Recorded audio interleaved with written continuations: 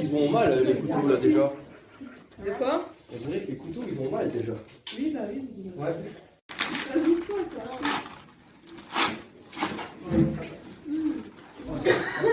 Ça fume. Vous pouvez m'expliquer du coup ce que vous êtes en train de faire? Alors là, on est en train de constituer une croquette à base d'éléments principaux, la viande. C'est-à-dire qu'on a des déchets de viande pour animaux à base de canard, de bœuf et de volaille. On a du foie de porc que l'on va couper en lanières pour pouvoir ensuite déshydrater, que l'on ensuite on mettra en poudre. Et cette poudre, on la mélangera avec nos céréales qui sont donc du riz cuit. Et on a également prévu de la pomme déshydratée. C'est-à-dire qu'on va quand même avoir une petite base de céréales qui va servir de colle, entre guillemets. Et on va avoir notre pulpe de pomme qui va apporter le côté qualitatif, la fibre, et ce côté un petit peu valorisant du produit.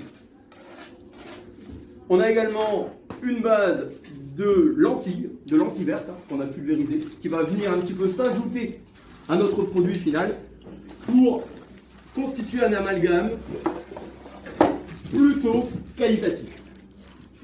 Ensuite, une fois qu'on a remodelé ces croquettes, on les redéshydratera une seconde fois pour pouvoir obtenir le produit fini, croquant, structuré.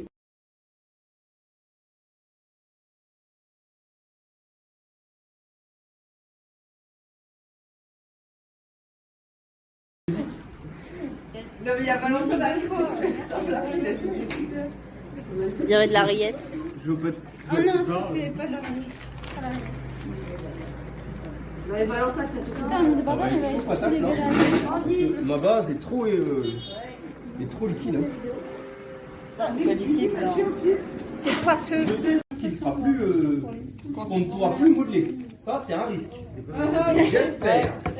Donc, Marion, là, il va falloir que tu ailles bien profond et que tu ailles bien. Là, par contre, il y a du riz qui a été mal mixé. T'as vu, il y a encore du grain. Comme quand on vomit vraiment, en fait.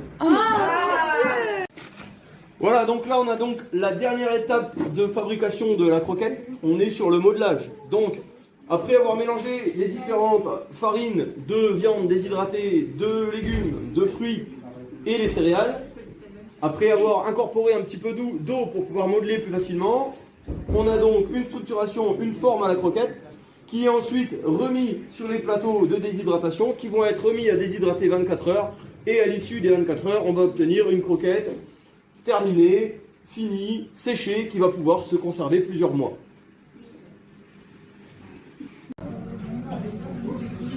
Et maintenant, dernière étape de notre fabrication de croquettes. Après 24 heures de resséchage du produit final, on obtient donc nos croquettes séchées, structurées et prêtes à manger.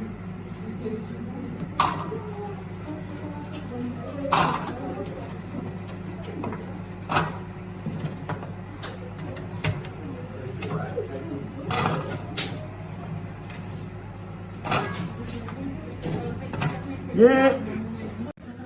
Alors, l'étape ultime de tout ça, évidemment, ça va être la dégustation.